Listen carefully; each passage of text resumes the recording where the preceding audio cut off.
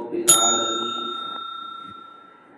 والصلاة والسلام على سيد الأنبياء والمرسلين محمد وعلى آله وصحبه أجمعين أما بعد أعوذ بالله من الشيطان الرجيم بسم الله الرحمن الرحيم يا أيها الذين آمنوا ادخلوا في السلم كافة ولا تتبعوا خطوات الشيطان إنه لكم عدو مبين وقال النبي صلى الله عليه وسلم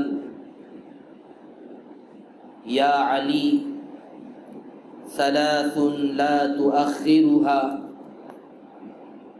الصلاة إذا آنت والجنازة إذا حضرت والأيم إذا وجدت لآبها أو كما قال رسول الله صلى الله عليه وسلم. میرے عزیزوں، بھائیوں، بزرگوں، اللہ تعالیٰ ایمان والوں سے پورے دین اور پورے اسلام میں داخل ہونے کا مطالبہ کر رہے ہیں۔ اللہ کا لاکھ لاکھ اور شکر اور احسان ہے، اللہ تعالیٰ نے جتنا دین ہم سے لیا ہے، لے رہا ہے، اللہ کا شکر ہے۔ جتنا ہو رہا ہے اس کی ناقدری بالکل نہیں ہے۔ اللہ نے کم از کم ہمیں ایمان کی دولت سے تو نواز دیا ہے، اللہ نے ہمیں اسلام اور مسلمانوں کی فہرست میں شامل کیا ہے، یہ بھی کوئی تھوڑی دولت نہیں ہے۔ وہ روایت بہت مشہور ہے، اللہ کے نبی رسول اللہ صلی اللہ علیہ وسلم جنگل اور باغ میں موجود تھے، وہاں پر حضرت عمر یا حضرت ابو ہریرہ کوئی صحابی وہاں پر تشریف لے گئے۔ اللہ کے نبی رسول اللہ صلی اللہ علیہ وسلم نے ایک حدیث بیان فرمائی ایمان پر، جس کے اندر اللہ کے نبی نے فرمایا تھا کہ اگر کوئی آدمی کلمہ لا الہ الا اللہ پڑھ لے، عمل اس کا نہ ہو اور پوری کی پوری زندگی اللہ کی نافرمانی میں گزر جائے، لیکن ایمان ہے، کلمہ ہے، ایک اللہ کی عبادت کرتا نہیں ہے، مانتا ضرور ہے، ایک اللہ کی عبادت ہونی چاہیے، ایک اللہ کی بندگی کرتا نہیں ہے، مانتا ضرور ہے۔ اللہ کے نبی رسول اللہ صلی اللہ علیہ وسلم نے ان ایمان والے بندوں کے بارے میں اللہ کے نبی نے فرمایا کہ ایک نہ ایک دن یہ بھی ضرور جنت میں داخل ہوگا۔ یہ روایت شاید حضرت ابو ہریرہ سنا اور اللہ کے نبی سے کہا، اللہ کے نبی کیا میں اس روایت کو لوگوں کے سامنے بتا دوں؟ تو اللہ کے نبی رسول اللہ صلی اللہ علیہ وسلم نے فرمایا ٹھیک ہے، بتا دیجیے۔ وہ بھاگے بھاگے آ رہے صحابہ کے درمیان یہ اعلان کرنے کے لیے کہ اللہ کے نبی نے فلاں حدیث بیان کی ہے ایمان والوں کے درمیان میں شاید حضرت عمر رضی اللہ عنہ لگ گئے۔ حضرت عمر رضی اللہ عنہ نے پوچھا کہاں جا رہے؟ تو حضرت ابو ہریرہ رضی اللہ عنہ نے فرمایا اللہ کے نبی کی حدیث یوں اللہ کے نبی نے بیان فرمائی ہے، میں لوگوں کے سامنے اس حدیث کو بتانے کے لیے جا رہا۔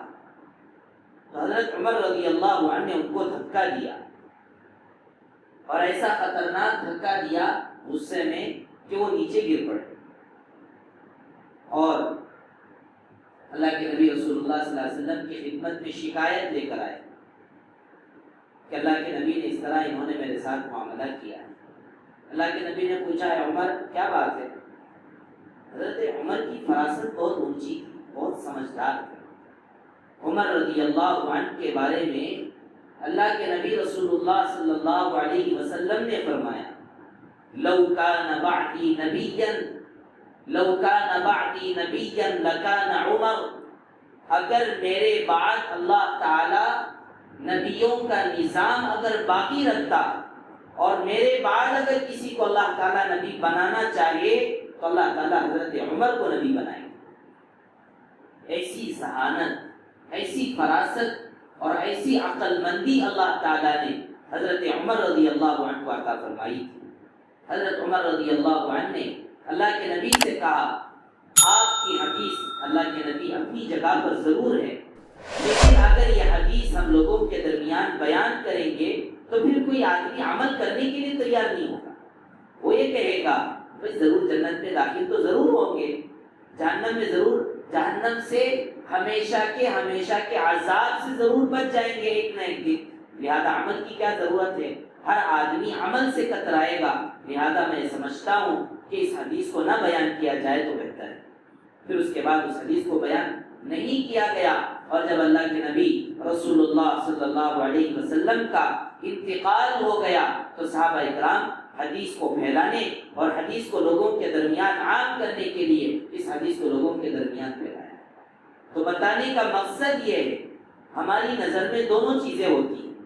اللہ تعالیٰ نے اس وقت ہم سے جو کام لے رہا ہے، نمازوں کی شکل میں، عبادات کی شکل میں، معاملات کی شکل میں، اور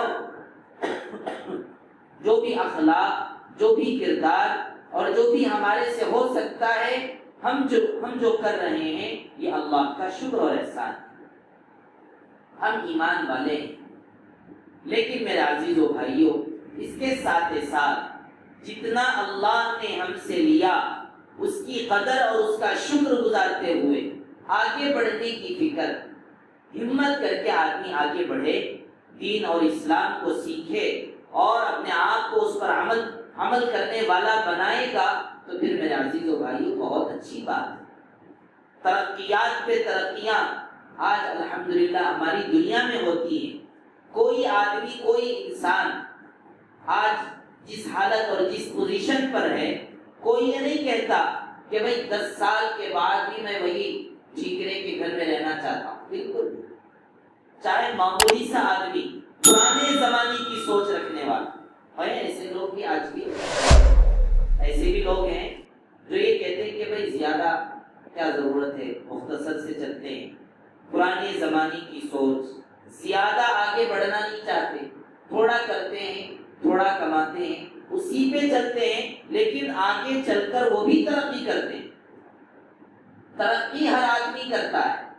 تو جس طرح میرے عزیزو بھائیو ہم دنیا کی ترقی چاہتے ہیں، تھوڑے سے اللہ کے نبی رسول اللہ صلی اللہ علیہ وسلم کے بتلائے ہوئے تعلیمات پر تھوڑا آگے بڑھ جائیں گے، بہت کام اللہ تعالیٰ ہم سے لے لیں۔ اب کیا بات ہے، وہ ہے آج کے زمانے کے اعتبار سے نکاح کا مسئلہ۔ اللہ کے نبی رسول اللہ صلی اللہ علیہ وسلم ایک بہترین خاندان اور ایک بہترین معاشرہ قائم کرنا چاہتے ہیں، جہاں پر بے حیائی اور غلط کام، گناہوں سے بالکل پاک اور پوتر ایک اچھا خاندان اللہ کے نبی رسول اللہ صلی اللہ علیہ وسلم نے مسلمانوں کے درمیان لانا چاہا، اور اس کے لیے معاشرہ، اسلامی معاشرہ، مدنی معاشرہ اور نبوی معاشرہ جو اللہ کے نبی نے ہمیں بتلایا ہے۔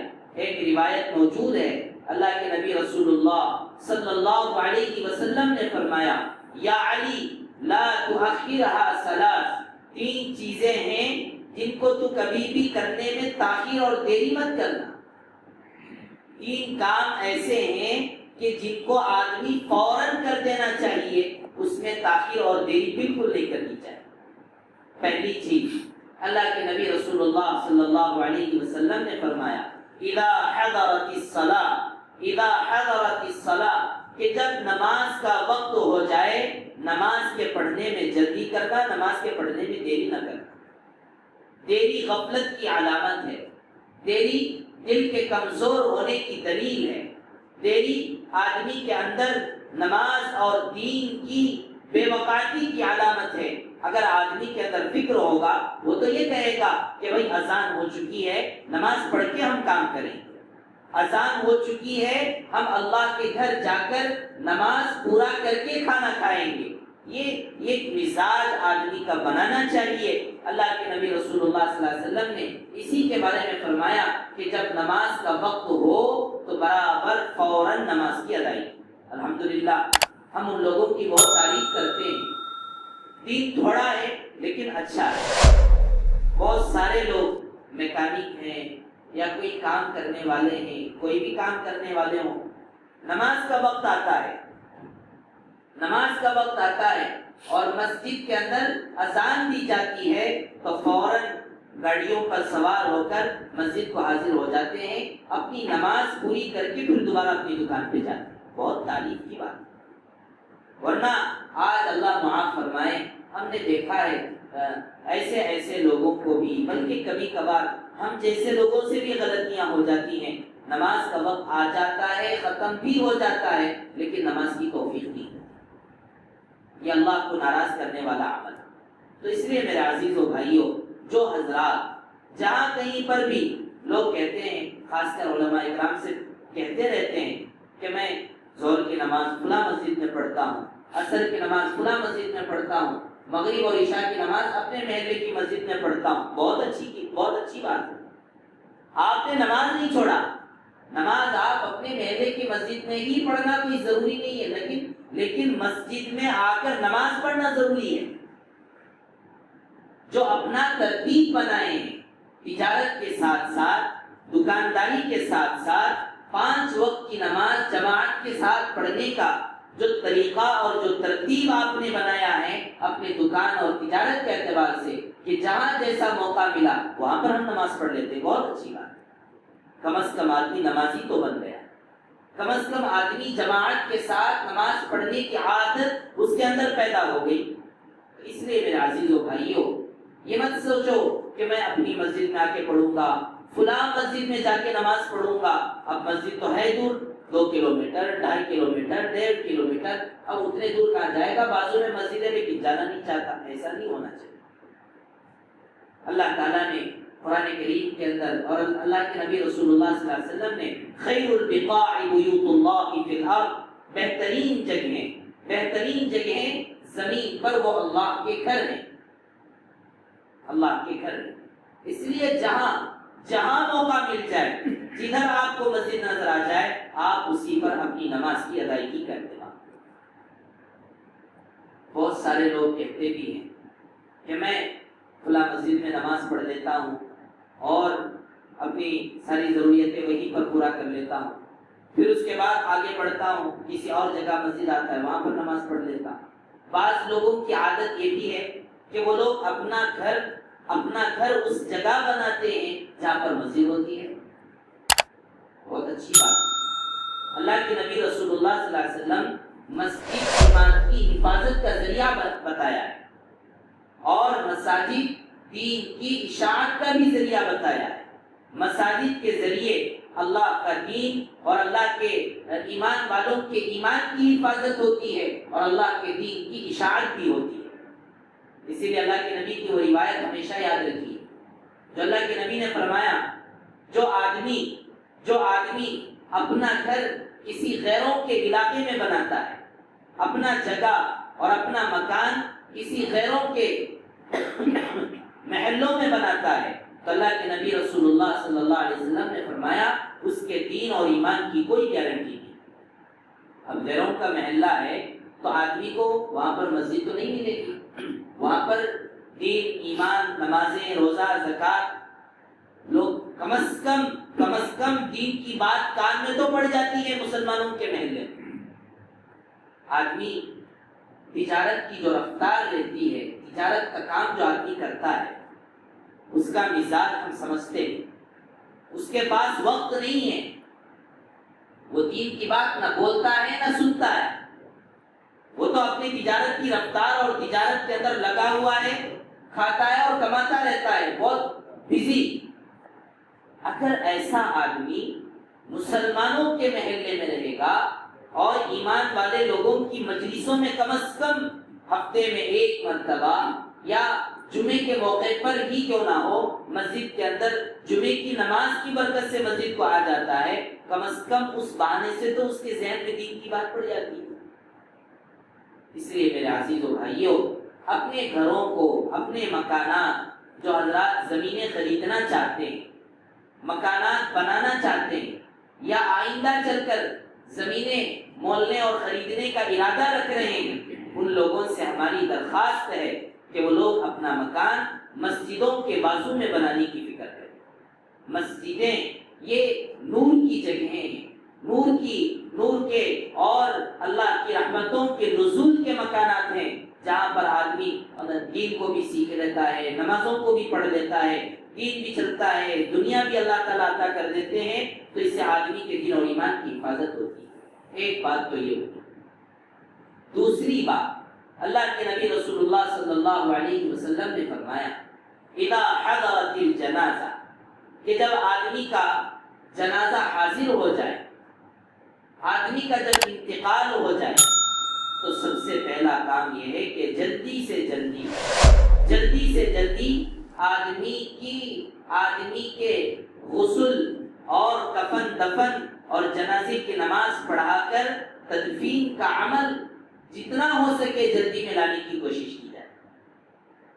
دیکھتے ہیں دنیا کے اندر، بیٹا امریکہ میں رہتا ہے، یورپ میں رہتا ہے، فلاں علاقے میں رہتا ہے، دادا کا انتقال ہو گیا، نانا کا انتقال ہو گیا، اب ظاہر سی بات ہے وہاں سے آنے کا مسئلہ ہے، ویزا کا مسئلہ ہے، ٹکٹوں کے ملنے کا مسئلہ ہے۔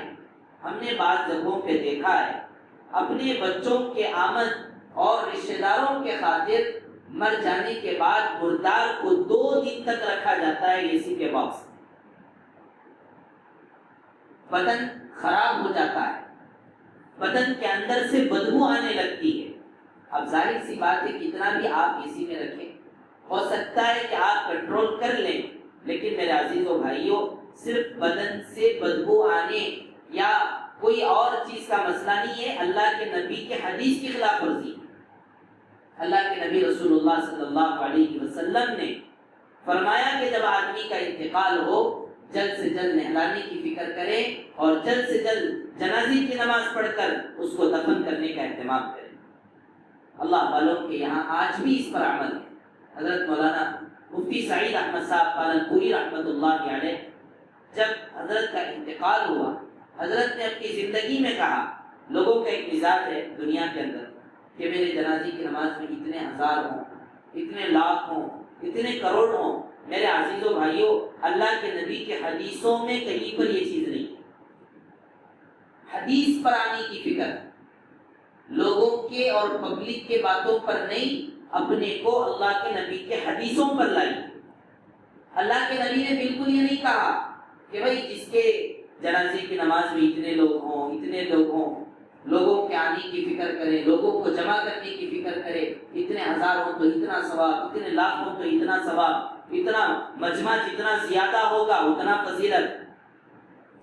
اللہ کے نبی رسول اللہ صلی اللہ علیہ وسلم کی حدیث میں یہ ہے، اللہ کے نبی نے فرمایا جب آدمی کا انتقال ہو فوراً اس کو غسل دو، اور جو اڑوس پڑوس جتنے رشتہ دار ہیں جتنا جلد ہو سکے آ سکتے ہیں ان کو بلا لیجیے، اور غسل کر کے نہلا کر جنازے کی نماز پڑھا کر دفن کروا دیجیے۔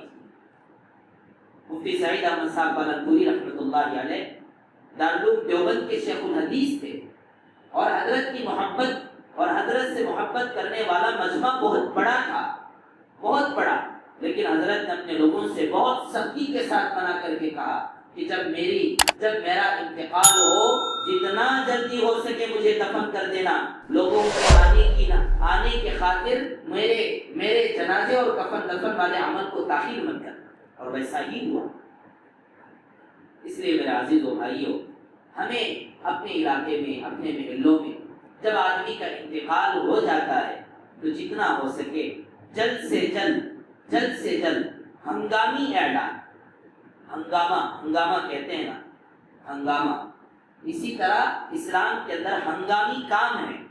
ہنگامی کام یہ ہے کہ جب آدمی کا انتقال ہو ہنگامی اعلان کیا جائے کہ بھئی فلاں آدمی کا انتقال ہو چکا ہے، بہت جلد سے جلد جنازے کی نماز پڑھی جائے گی اور بہت جلد سے جلد دفن کا انتظام کر دیا جائے گا، دفن کر دیا جائے گا۔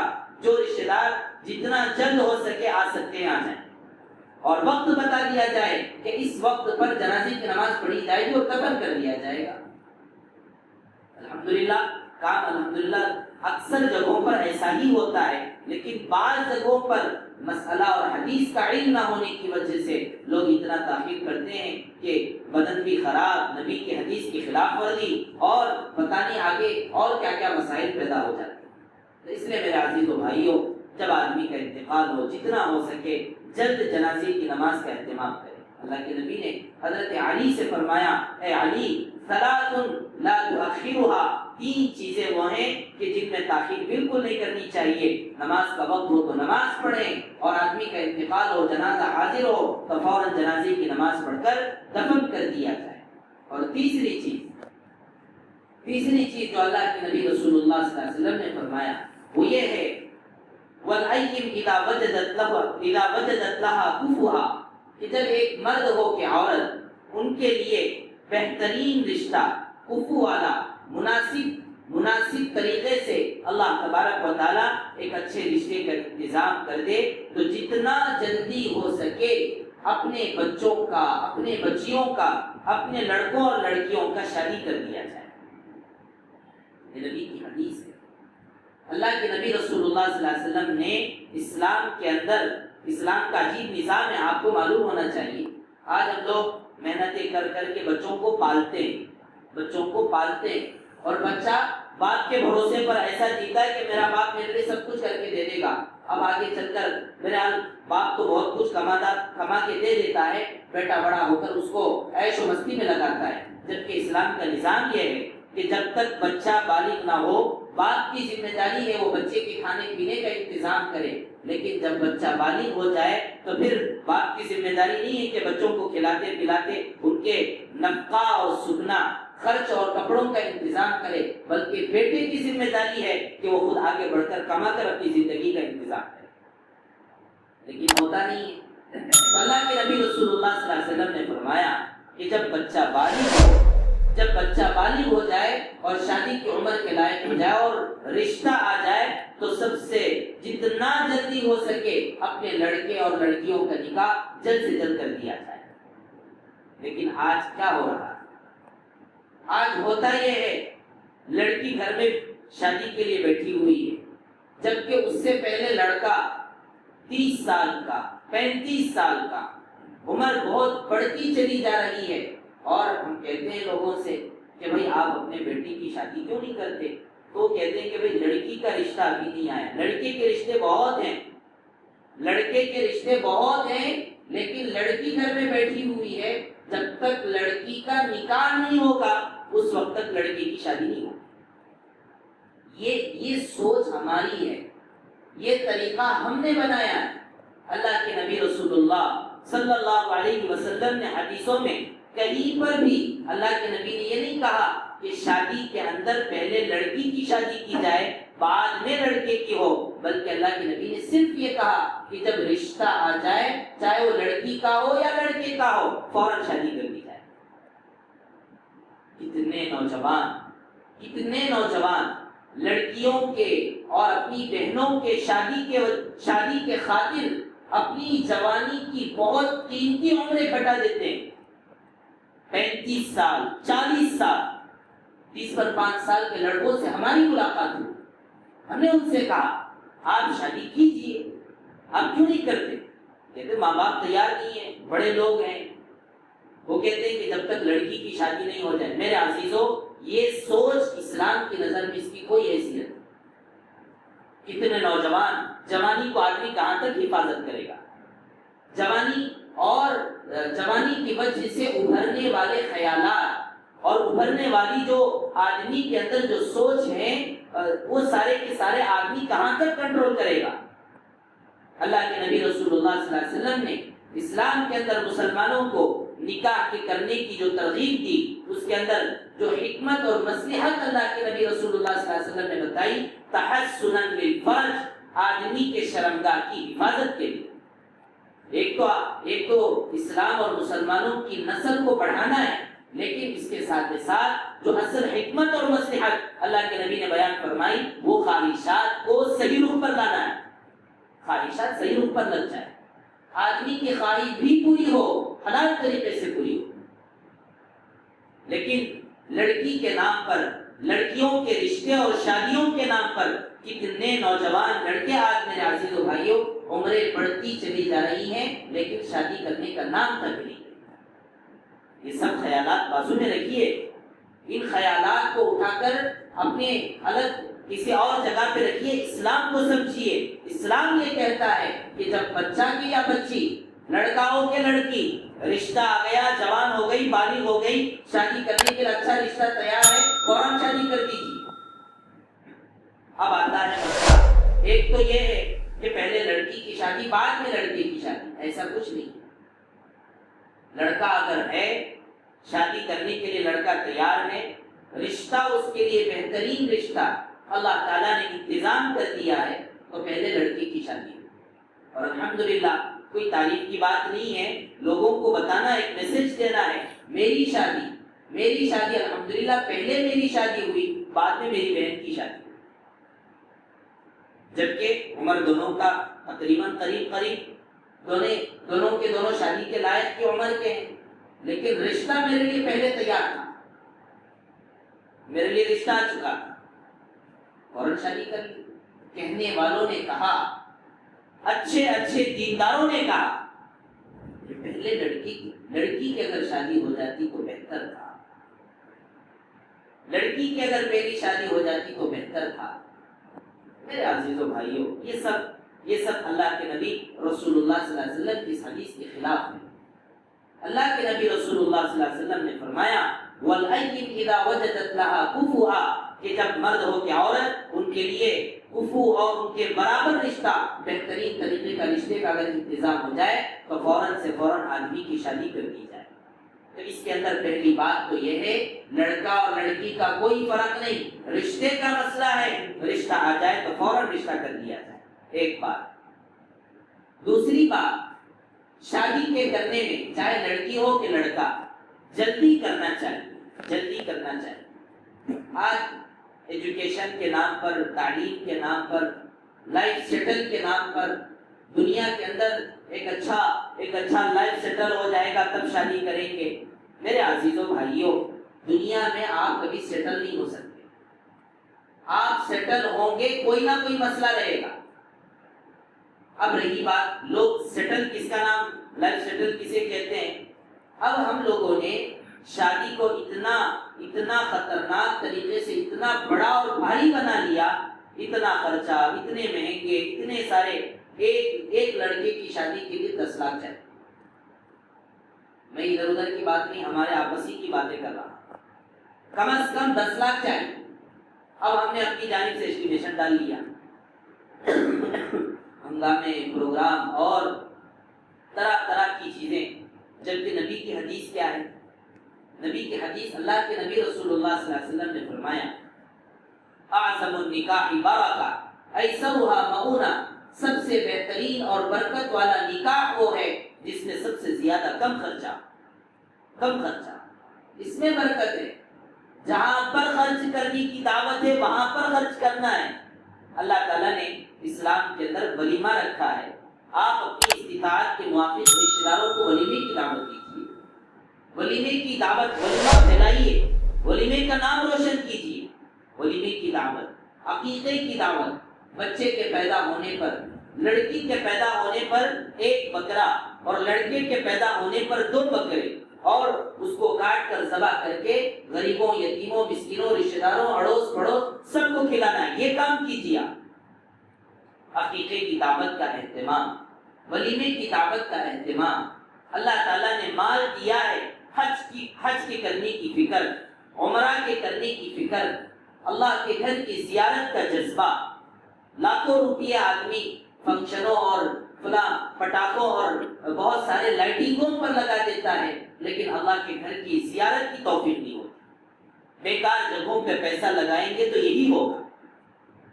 اس لیے میرے عزیزو بھائیو، خرچہ ہم نہیں طے کرنا ہے، جو آج جو دنیا کے اندر ہو رہا ہے، ان لوگوں کو حدیثیں نہیں معلوم.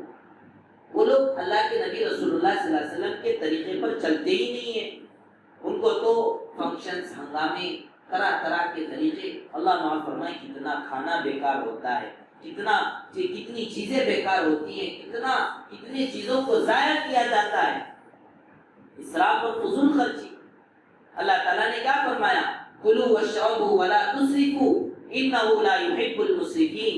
کھاؤ اور پیو لیکن اسراف مت کرو، بیکار خرچ مت کرو. اس لیے میرے عزیزو بھائیو، اپنے نکاحوں کو سیدھا سادہ بنائیں گے تو شادیاں جلدی ہوں. نکاح کو جتنا آسان کریں گے شادیاں جلدی ہوں. اور اگر نکاح کو ہم پہلے ہی سے ایسٹیمیشن ڈال کر کہ بھائی 10 لاکھ کم از کم چاہیے، اب بتائیے غریب آدمی 10 لاکھ کہاں سے لائے گا؟ اور ہر ایک کی کو فکر ہے، ہر ایک آدمی کسی کے سامنے کم ہونا نہیں چاہتا، ہر ایک آدمی اپنا کچھ نہ کچھ دکھانا چاہتا ہے، اپنا کچھ بتانا چاہتا ہے، اور ہوتا تو نہیں ہے اس سے. اب قرض کے حوالے ہو گیا، اب قرض کا مسئلہ آیا تو پھر لونوں کے حوالے ہو گیا.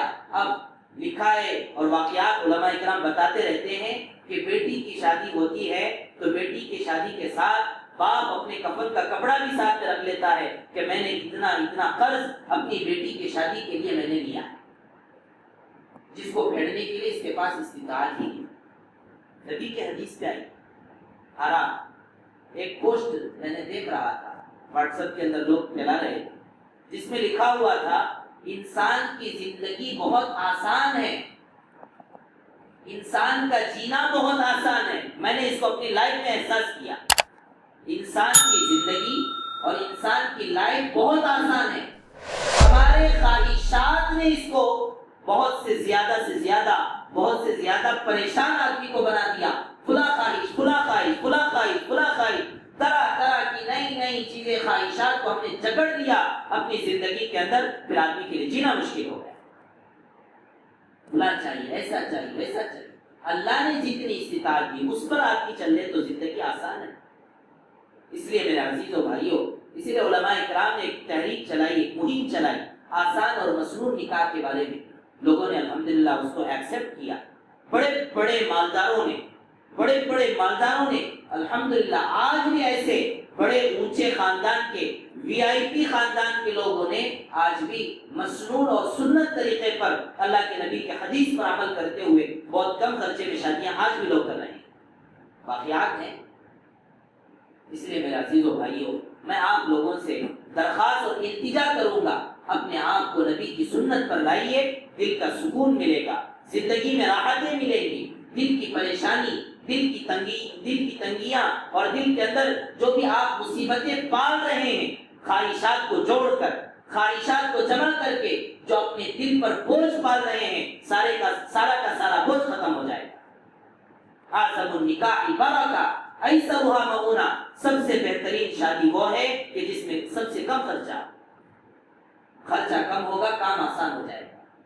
لوگ کہیں گے کہ بھائی آسان شادی کر دیں گے، 10 لاکھ روپئے دو، 10 لاکھ روپئے دو، شادی کر دیں گے. ہم نے بنایا یہ طریقہ، جبکہ اسلام کا طریقہ یہ ہے. حضرت عبدالرحمن ابن عوف، وہ مالدار صحابی کہ جن کے مالوں کو اور جن کے پیسوں کو اور جن کے پورے اللہ تعالیٰ نے مال کو اللہ کے راستوں میں خرچ کرنے کا اللہ نے موقع دیا، ایسا اتنے بڑے مالدار صحابی عبدالرحمن ابن عوف کہ اگر مکے سے لے کر مدینے تک کے راستوں میں اونٹوں پر ان کا مال لادا جاتا تھا اللہ کے دین کے خاطر. حضرت عبدالرحمن ابن عوف رضی اللہ عنہ کے بارے میں ان کے نکاح کا واقعہ لکھا ہے. دیکھا اللہ کے نبی رسول اللہ صلی اللہ علیہ وسلم نے، صبح ہوئی اللہ کے نبی صحابہ سے ملاقاتیں کر رہے ہیں، حضرت عبدالرحمن ابن عوف کے کپڑے پر کچھ خوشبو وغیرہ لگا ہوا تھا. اللہ کے نبی نے پوچھا عبدالرحمن ابن عوف یہ کیا چیز ہے؟ تو انہوں نے فرمایا اللہ کے نبی میری کل شادی ہوئی تھی اس لیے اس کا رنگ لگا ہوا ہے خوشبو کا. شادیاں ہو جاتی تھی نبی کو معلوم نہیں ہوتا تھا. یہ مثالیں صحابہ. اس لیے میرے عزیز و بھائیوں، اس کا مطلب بالکل یہ نہیں ہے کہ آپ بالکل غریب جیسے بن جائیں، بالکل فقیر جیسے بن جائیں، بالکل یہ مطلب نہیں ہے. بلکہ اپنی شادیوں کو سیدھی سادی سنت طریقے پہ کیجیے. اور ولیمہ اپنے رشتہ داروں کو، اپنے پڑوس کو، اپنے خاص لوگوں کو، اپنے چہیتے، اپنے پسند کے، چاہے وہ غیر ہوں کہ مسلمان، ہر ایک کو بلائیے اور استطاعت کے موافق قرضوں اور لونوں کے حوالے ہونے کے بجائے جتنا اللہ نے آپ کو طاقت دیا ہے اس کے موافق اپنے ولیموں کی دعوت کا انتظام کریں، تب شادیاں آسان ہوں، تب شادیاں آسان ہوں۔ آج دیکھیے کٹنم کے نام پر، فلاں فلاں جہیز کے نام پر گھر بیچ دیا جا رہا ہے، جگہ بیچ دیے جا رہے ہیں، اور اللہ معاف فرمائے لڑکیاں والے جو حضرات شادی کرنے کے لیے آتے ہیں وہ لڑکی کے لیے آتے ہیں یا جگہوں کے لیے آتے ہیں ہمیں نہیں معلوم۔ جگہ کتنے دیں گے، کتنا سونا دیں گے، کتنا چاندی دیں گے، کتنے زیورات دیں گے، کتنا پیسہ دیں گے؟ میرے عزیزو بھائیو، یہ سارا کا سارا وہ آدمی چاہتا ہے جو دنیا کے اندر محنت کے ساتھ جینا نہیں چاہتا۔ اس لیے چاہے لڑکے والے ہوں کہ لڑکیاں والے، ہر ایک اپنے آپ کی فکر کریں، سیدھی سادی شادی کریں، لڑکی سے محبت اور لڑکی کو چاہتے ہوئے شادی کریں، نہ کہ دنیا کے خاطر۔ آپ زیادہ سے زیادہ کیا ہوگا، آپ کے پاس ایک جگہ کا اور ایک جگہ بولیے، تھوڑا آسانی ہو جائے گی، لیکن دل کے اندر وہی خواہش ہمیشہ باقی رہے گی، اور ایک جگہ چاہیے، اور ایک زمین چاہیے۔ اس لیے میرے عزیزو ایسے کام نہیں چلے گا۔ حضرت علی رضی اللہ عنہ سے اللہ کے نبی رسول اللہ صلی اللہ علیہ وسلم نے فرمایا، جب لڑکا ہو کہ لڑکی کسی کا بھی رشتہ آ جائے فوراً جلدی سے جلدی شادی کر دیا جائے، شادیوں کو آسان بنانے کی فکر ہو، اور اس کے ساتھ جب شادی ہو تو لڑکی کا رشتہ آنے کے بعد لڑکے کو کریں گے، ایسا کچھ نہیں ہے۔ اگر آپ کا بیٹا بڑا بیٹا ہے، اللہ نے اچھی استطاعت دی اور اچھے رشتے آ گئے تو آپ فوراً شادی کیجیے۔ اس سے فائدہ کیا ہوگا؟ اس سے فائدہ یہ ہوگا آپ کی لڑکی کے شادی میں ساتھ دینے کے لیے آپ کی بہو بھی ساتھ میں آ جائے گی، بہو بھی آپ کا ساتھ دینے والی بن جائے گی، اور سارے مسائل اللہ تعالیٰ آسان کر دیں گے۔ تو اس لیے میرے عزیزو، اللہ کے نبی رسول اللہ صلی اللہ علیہ وسلم کی سنت طریقے پر جو بھی آدمی چلتا ہے، آرام کی زندگی گزارتا ہے، اور جو خواہ اپنے خواہشات کو پال کر اپنی زندگی کو مصیبتوں میں جکڑ لیتا ہے، تو پھر اس کے لیے جینا مشکل ہو جاتا۔ نوجوان لڑکے زنا میں مبتلا ہو رہے ہیں، غلط تعلقات میں مبتلا ہو رہے ہیں، غلط کاموں میں مبتلا ہو رہے ہیں۔ نبی پاک صلی اللہ علیہ وسلم کی حدیث ہے، اللہ کے نبی نے فرمایا، باپ کو بچہ پیدا ہوا، باپ کی ذمہ داری ہے کہ بچے کا اچھا نام رکھے، بچے کی اچھی تربیت کرے، اور جب بچہ بالغ ہو جائے تو اچھی جگہ پر رشتہ اور شادی کا انتظام کرے۔ اور اگر بالغ ہونے کے بعد باپ نے اپنے بچے کی شادی میں تاخیر کی، دیری کی، اور بیٹا کسی گناہ کے اندر مبتلا ہوا تو اس کا گناہ باپ کو ہوگا، اس کا گناہ باپ کو ہوگا۔ معلوم کیجیے کیا کیا گناہ ہو رہے ہیں۔ یہ گناہوں کی باتیں یہاں پر بتانے کا موقع نہیں، تو اس لیے میرے عزیزو ٹھنڈے دل کے ساتھ فکر کریں، اور ان تین کاموں کو اہتمام کے ساتھ۔ نماز کا وقت ہوا، جہاں پر بھی چاہے نماز پڑھ لیجیے۔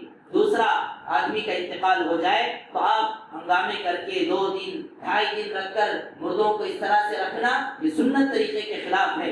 جتنا جلد ہو سکے آدمی کو دفن کر دیا جائے۔ اور تیسری چیز، لڑکا ہو کہ لڑکی، کسی کا بھی رشتہ اللہ تعالیٰ نے انتظام کیا تو بہت مناسب طریقے سے اپنی طاقت کے بقدر اپنے شادیوں کو سنت طریقے پر سادگی کے ساتھ شادی کرنے کی فکر کرے۔ اللہ تبارک و تعالیٰ سے دعا ہے، اللہ تعالیٰ ہمارے تمام لوگوں کی زندگیوں کو سنت رسول صلی اللہ علیہ وسلم پر لانے کی توفیق عطا فرمائے۔ وآخر دعوانا الحمدللہ رب العالمین۔